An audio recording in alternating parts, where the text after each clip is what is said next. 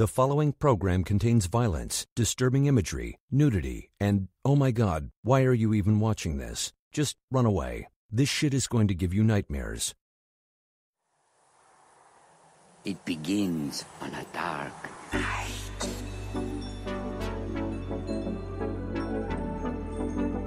Look at this. You're not gonna find another girl like her in a million years. It's all so magical. I've never had fun. Sorry, ride that fast. Someday a boo. And does it say? Never done it. I've never had fun. Sorry, ride that fast. Someday a boo. Do you trust me?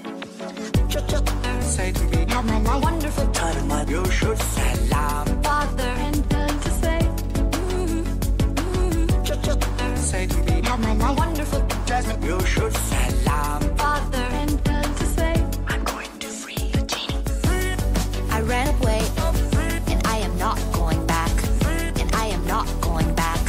You should. I ran away, and I am not going back. Let's make some magic!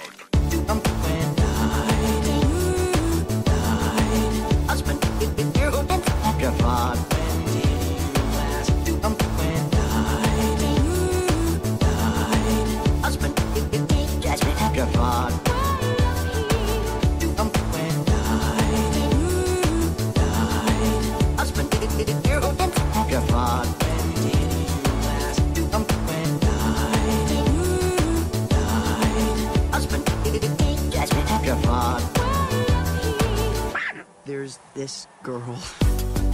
I've never had fun. Sorry, ride that fast. Someday a boo. And does it say? There's no time in my life without you. I've never had fun. Sorry, ride that fast. Someday a boo. And does it say? I ran away, and I am not going back. And I am not going back. You should. I ran away, and I am not going back. And I am not going back. Oh my. It's mine. It's death. Ja, handje vertrokken. Dan met licht. Ja, handje vertrokken. Dan met licht. It's mine. It's death.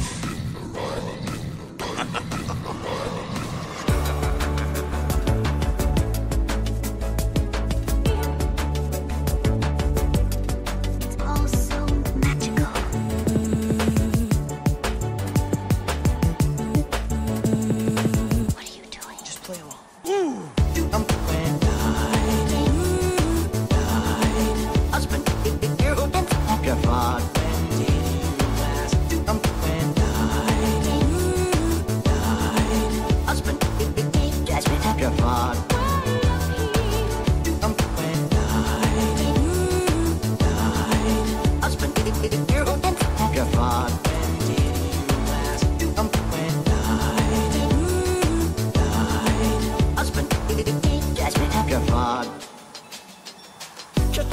Say to me, Have my life. wonderful time in my. You should salam. Father, and does it say?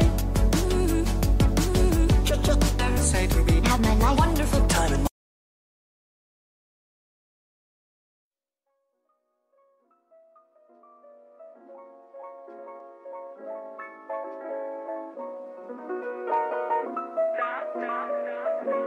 Recorded live at the Jerrad Show studios in Tampa, Florida.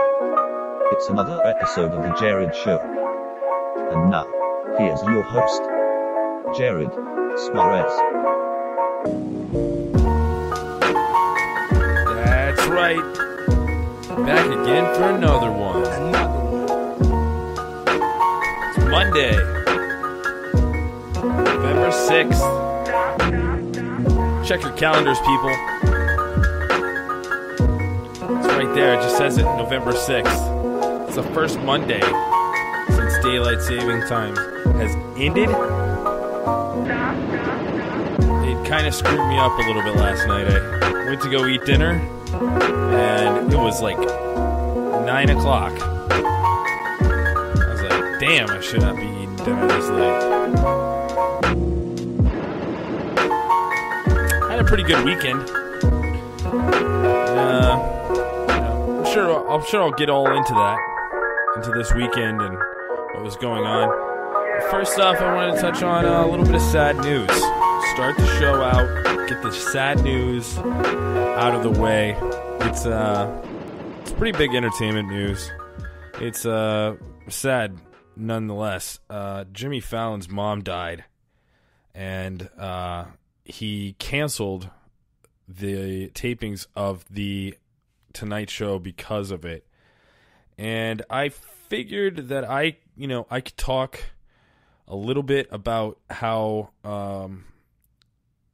losing my mom at such a young age affected me, and what I was thinking when I was going through that.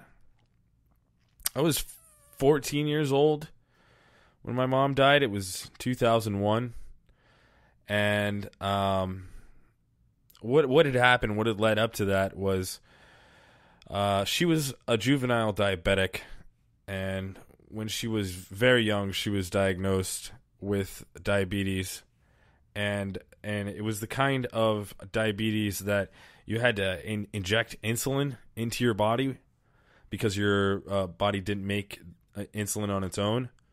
So she would have to daily inject insulin into her arm, and if she didn't, she would get really sick, and she would go into what was called diabetic shock. And this happened a bunch when I was, I'd say, anywhere from 9 to 14 years old. My mom wasn't very responsible in the sense that she didn't take care of her body or herself enough. She would eat things that she knew she shouldn't be eating, and she would not eat when she knew that she should have been eating. She had problems with weight when she was real young, and that's not what led to the diabetes when she was young, because it's not that kind of diabetes when you're young. It's not from being overweight, but she was an overweight child, and she got made fun of a lot for it. And I'm sure she had problems with eating. You got to realize that I lost my mom when I was 14 years old, and that kind of stuff didn't even register in a 14-year-old's head, that, girls had problems with eating. I didn't really understand that. But now looking back on it, I'm sure she probably did have some sort of an issue with eating. She did do a lot of working out and stuff like that. So one of her main issues was that she wouldn't eat, and she would get really sick. And there was a couple of times where my dad was at work and I was the only person there, and I had to try to help her to try to get her out of her sickness. And at least one time that I know of, she had gotten sick, and I didn't know that she was sick. And by the time my dad got home that night, I just thought she was, sleeping, laying down, and in the bed. And, I talked to her throughout the day, but I guess the last couple of hours I hadn't talked to her, and she had gotten sick while she was laying down. And when my dad got home, she was in a full diabetic shock. We had something similar to an EpiPen that would bring her right out of the diabetic shock, and instead of having to take her to the emergency room and receive this injection, we could just do it here on our own. And I remember my dad was flipping out on me because I didn't administer the injection on her, and that I didn't pay attention that she was, sick. And I was a kid at this point. This had to be maybe a year before she died. And I just remember still to this day feeling terrible about that, about not checking in on my mom. But I mean, I was a kid, you know. You don't expect a kid to have to, you know, do that kind of stuff and administer an injection on their sick mom. That's, you know, man, I wouldn't want, you know, any of my kids to have to do that to me or to the mother of my kid. That's just, it's rough, man. It's rough thinking. I mean, I'm still 15 years later, 16 or 17 years later, I'm still, you know, upset about it. But that wasn't what happened that actually took her, you know. That's not what made her die. Diabetics at her type of diabetes would give her problems with her legs, the circulation in her legs, and also like a nerve pain in her legs, which is called neuropathy, I believe it's what it's called. And it's not like a muscle pain or anything. It's just where your nerves are shot because the circulation is so poor in your legs that it's just painful all the time. It feels like a burning pain on your legs the entire time. And I remember she would hook up electrolysis machines to her legs to try to take the pain away. And she just had a lot of problems with that. And most diabetics have problems with their legs. And one time she was walking out back in the backyard and she stepped on a piece of mulch and it cut her big toe on her left foot, I believe it was. It was her big toe.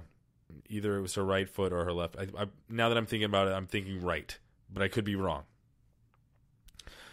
The mulch cut her toe, and she tried to take care of it, but because of the circulation and the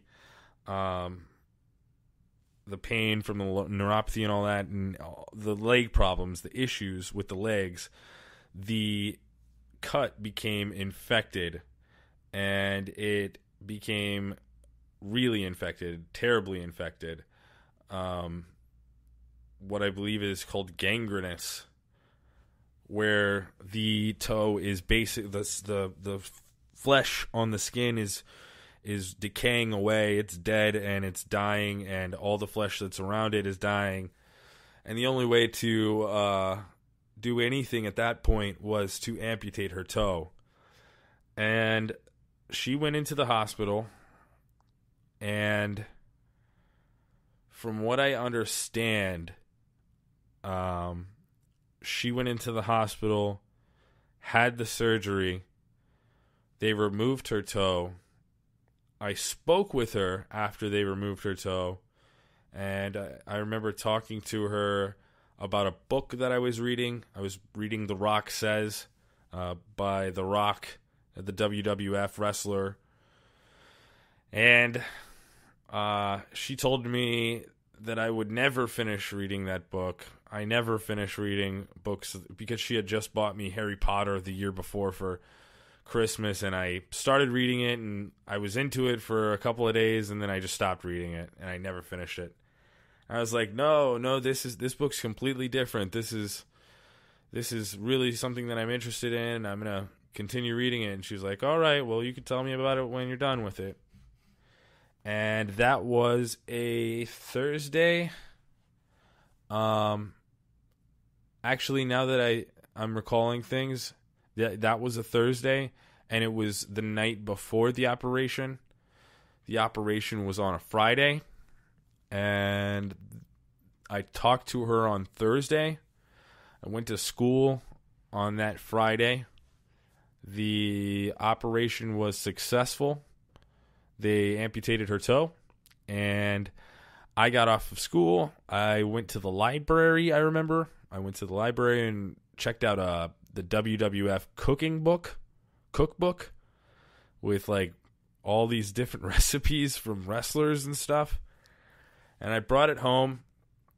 And here we go. Here's something that I don't think I've ever told anybody. This is exclusive podcast.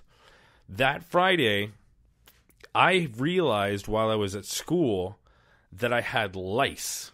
I was scratching my head, and at the time I wore a lot of gel in my hair, so it wasn't like you could just look inside of my head and see lice crawling around, because they were probably all in the gel, or I have no idea. It was gross. It was fucking nasty. I remember I scratched my head because it itched, and I was leaning over a piece of paper on my desk, and I went to go scratch my head, and I was scratching away, and a little louse falls onto the paper, and I smashed it with the eraser of my pencil. I was like, that's a fucking lice. I mean, louse. The singular term is louse, but I probably didn't know that at the time. I went to the clinic at school, and I said, look, I think I have lice. One of them dropped out of my head, and my head was itchy, and I think I have lice in my head right now. Will you check? And she said, oh, well, I'll look through. And she's looking through, and I can't see any lice. No lice. I can't see anything. And I was like, yeah, that's because the gel, you can see, yeah, that's all I'm seeing is hair gel.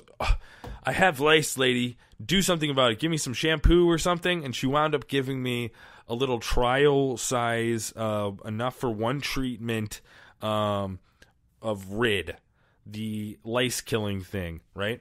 So I get back from the library, and I remember that I have the lice shampoo in my book bag, and I grab it, and I go to wash my hair out with it, and I do the whole treatment, and it feels a lot better. It's like a tingly feeling, and it's no more itching on my head, and I was like, that's it. I absolutely had lice, and I think I even combed my hair. It was very short at the time, but I combed with the lice comb any dead bugs that were out of there, and I'm pretty sure that I remember that I had some dead lice in there. And so anyways, I came home from the library, washed my hair out with the lice shampoo.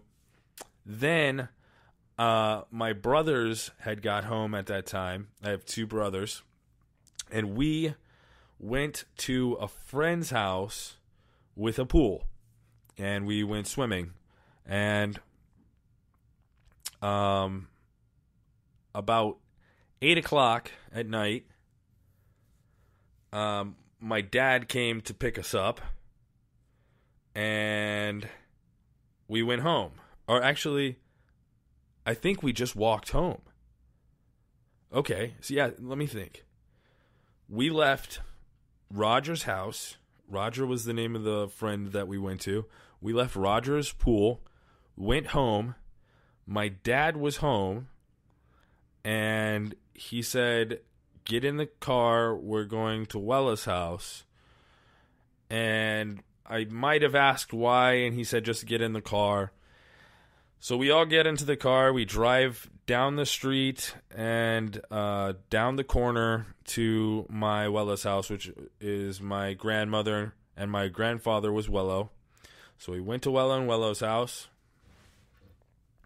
And as we're coming down the street, I can see my Thea's car, my aunt. I can see Thea's car is there. And I remember saying, oh, Thea's here. And we walked inside, and we all sat down, and I don't really remember all who was there. I know it was me, my brothers, my dad, Wella, my Thea, Wello, maybe my uncle Tony might have been there, and Aunt Melody. And we all sat in the living room. My dad said to my Thea, which is his sister, he said, I don't know how to do this, Debbie. And my Thea said, just do it. And my dad turned to us and said, boys, your mom died today. And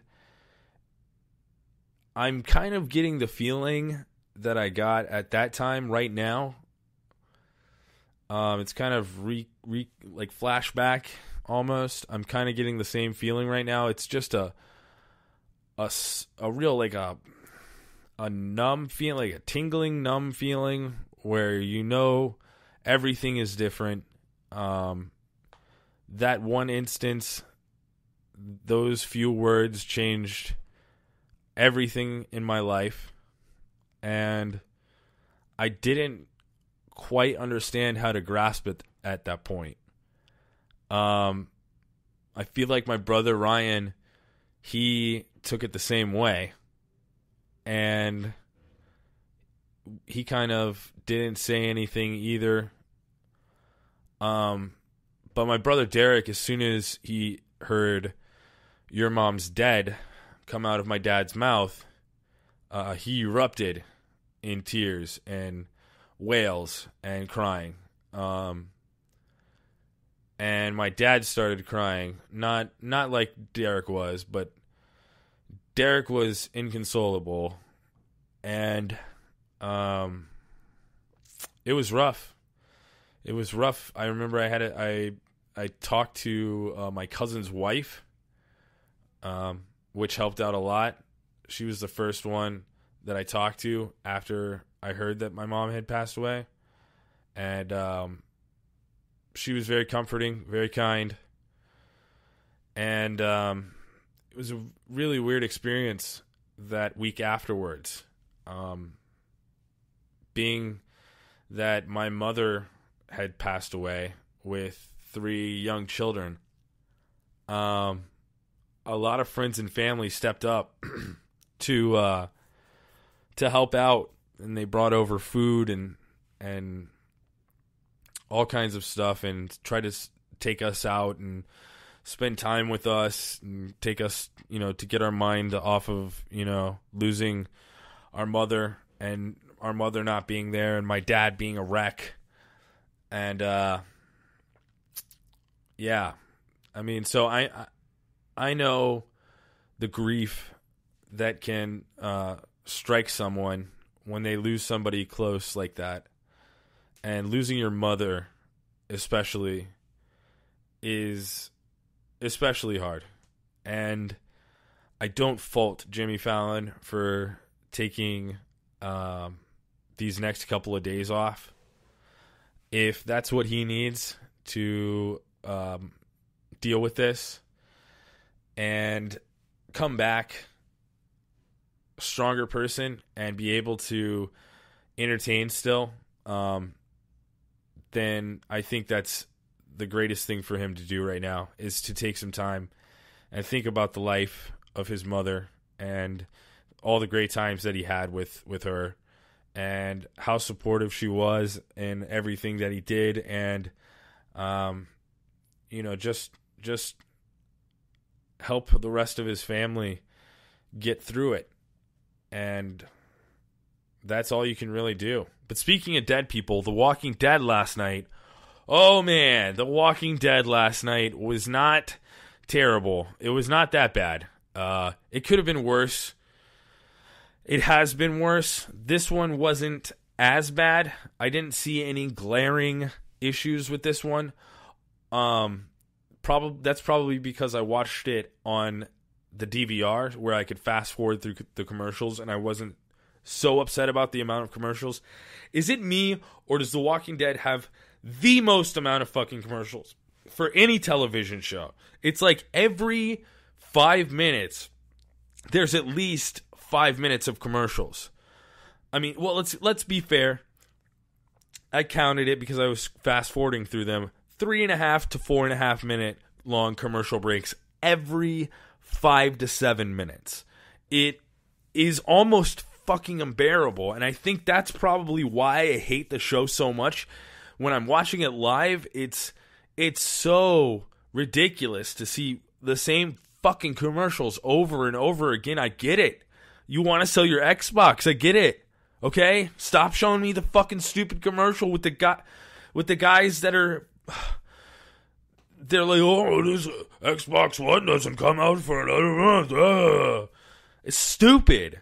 Fucking, I'm tired of ads. How the fuck can I just want to take every ad out of existence.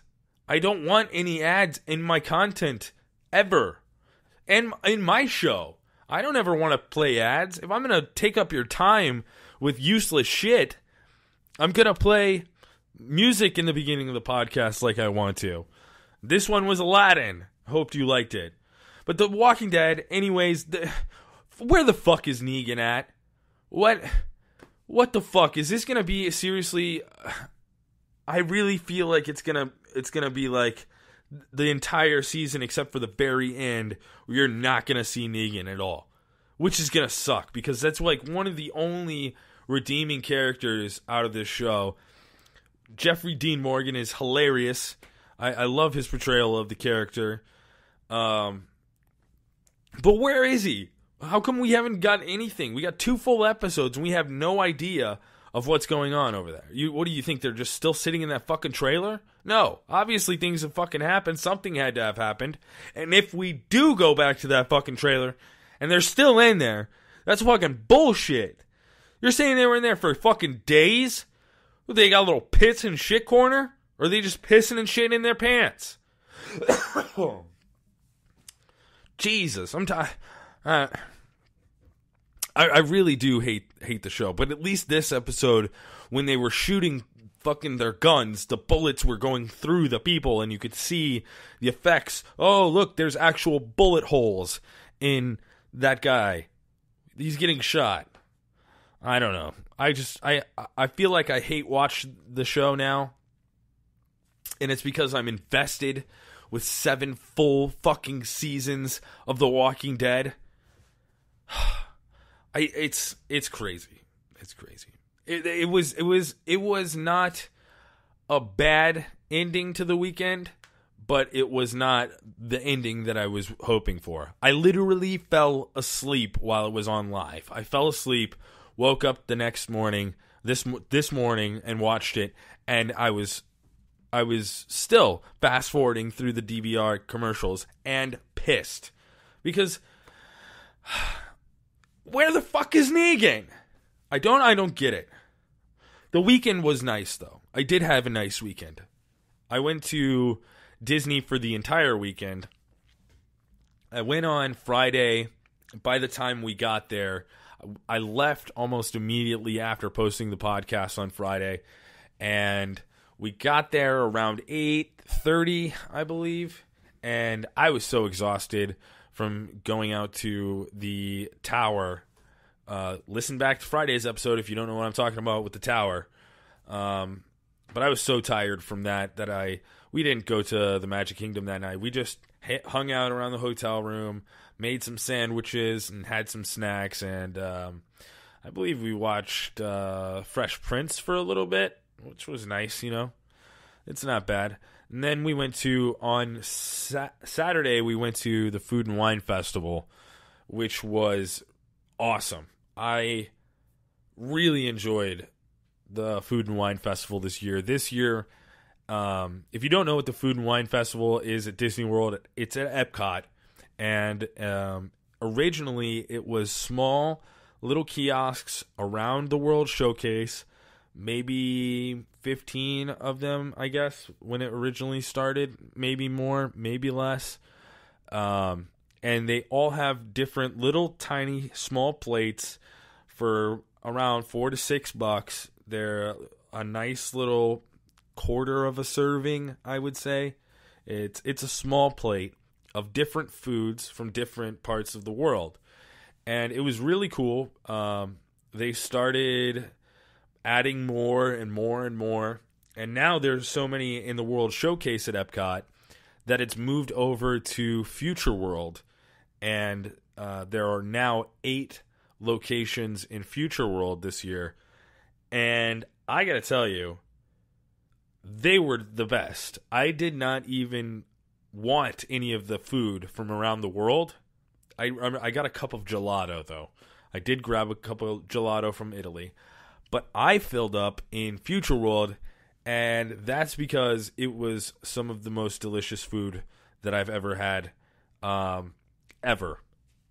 I mean, very close to some of the best restaurants that I've ever had in my life. But this is by far the best theme park food I've ever had in my life. I can go through a couple of the different things that we ordered. I have the Epcot International Food and Wine Festival passport here, and I can go through a couple of things that we got. The zesty cheeseburger and cheddar cheese macaroni handwich, which is basically a deluxe hamburger helper with some spicy peppers in it, and it's all stuffed into a bread cone, kind of like an ice cream cone, but it's bread, and that was good. The macaroni was a little too spicy for my taste. They don't use a lot of salt at the Food and Wine Festival on any of their dishes, but they will overspice it with, if it says it's spicy or zesty, it's going to be overly spicy. And I learned that the hard way with the zesty cheeseburger and cheddar cheese macaroni handwich. Wasn't bad. The bread was nice and soft and nice and golden brown on the outside. One of my favorite places of the 8 new locations in Future World, the Flavors from Fire had piggy wings. I've never had pork wings before in my life, but these are roasted pork wings with Korean barbecue sauce and sesame seeds. Oh my God, that is some delicious stuff. We also had the smoked corned beef, which is smoked corned beef with warm, crispy potatoes, basically potato chips, fresh potato chips, pickled onions, and a blonde ale beer fondue featuring Bel Gioioso.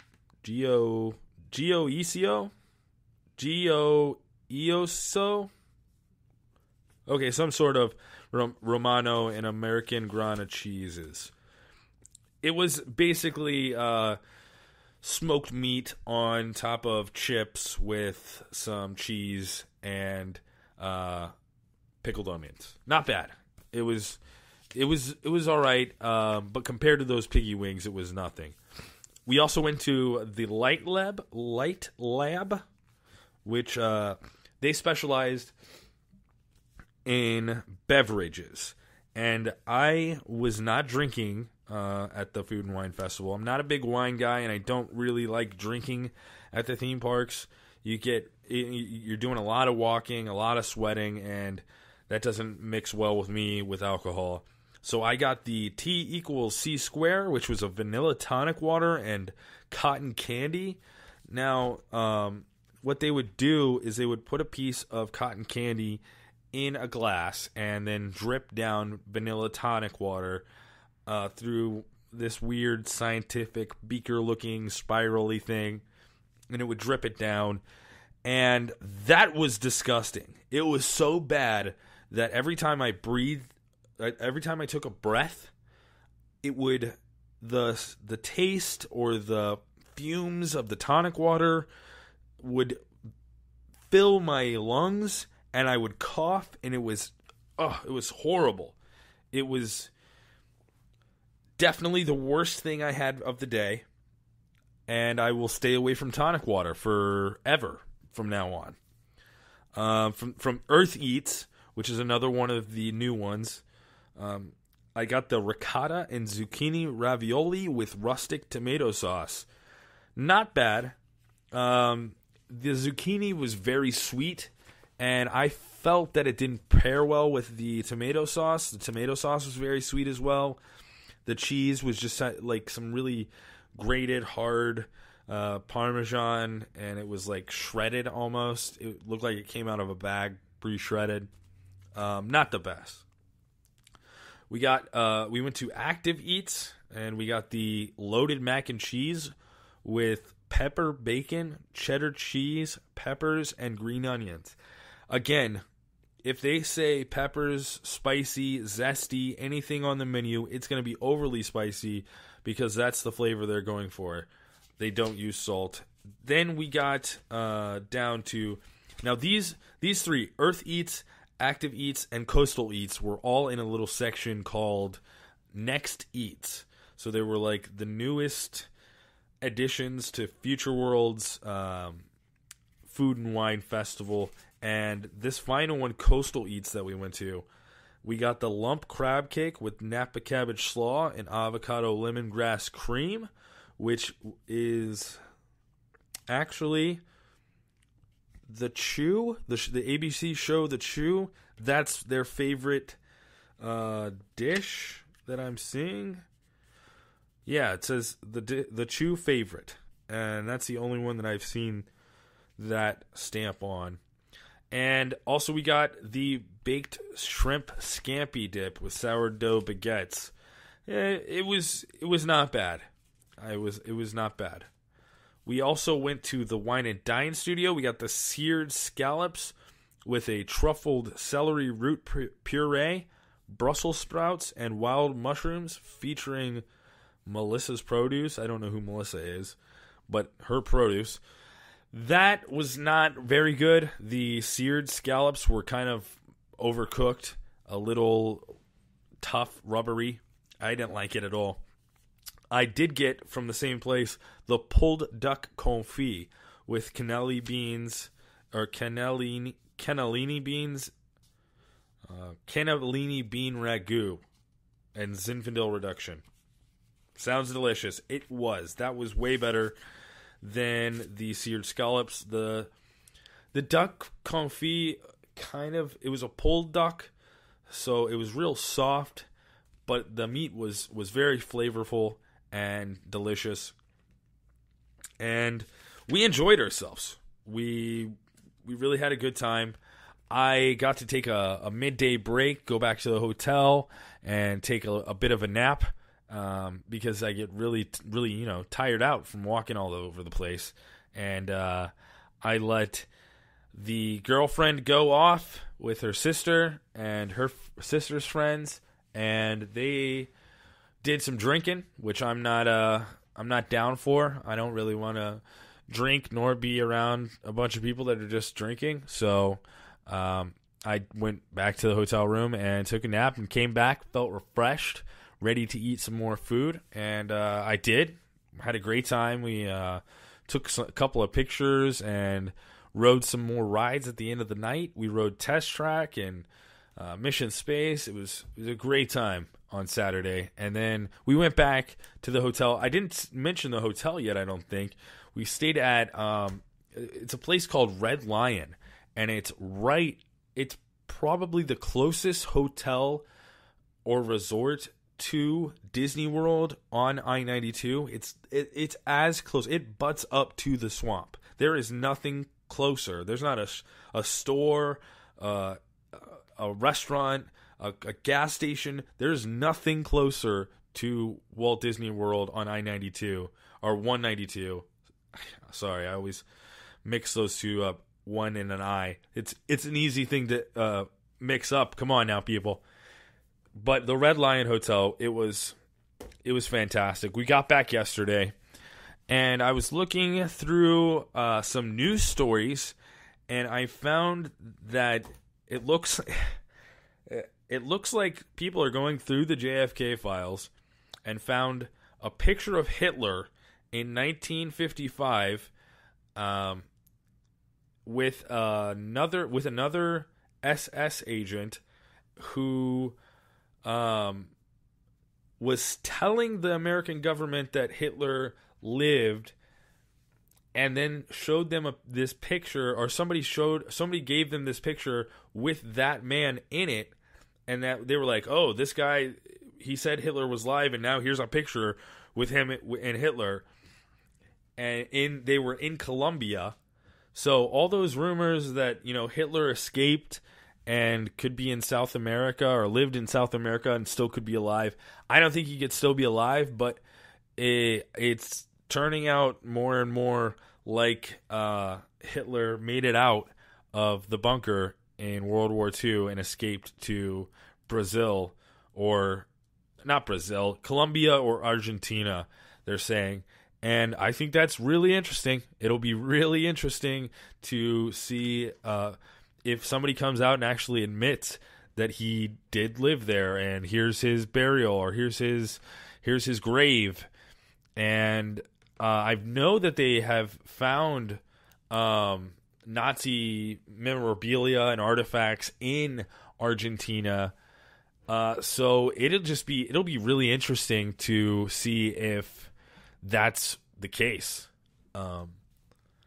If in fact Hitler made it to Argentina, I think it would be pretty cool to find that out. And I think it's pretty crazy that all of this came out with the JFK files. It's strange, I think. But the JFK files, that's a whole nother show. We can get into that and talk about the JFK files and what I've seen on the JFK files and what I've looked through the archives and the documents and everything. Because I've looked at the documents, folks. I've seen the documents. That's my terrible Alex Jones impression. Speaking of the JFK files. The JFK is now an upcoming podcast. That's right.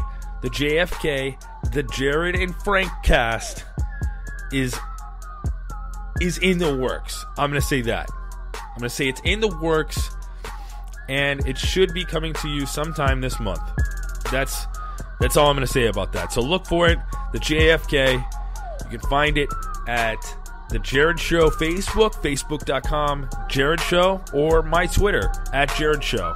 Or you can just go to JerradShow.com, and then you'll see a link down at the bottom. When the JFK goes live, you'll know it. It'll say it right there at the bottom. The JFK, the Jerrad and Frank cast.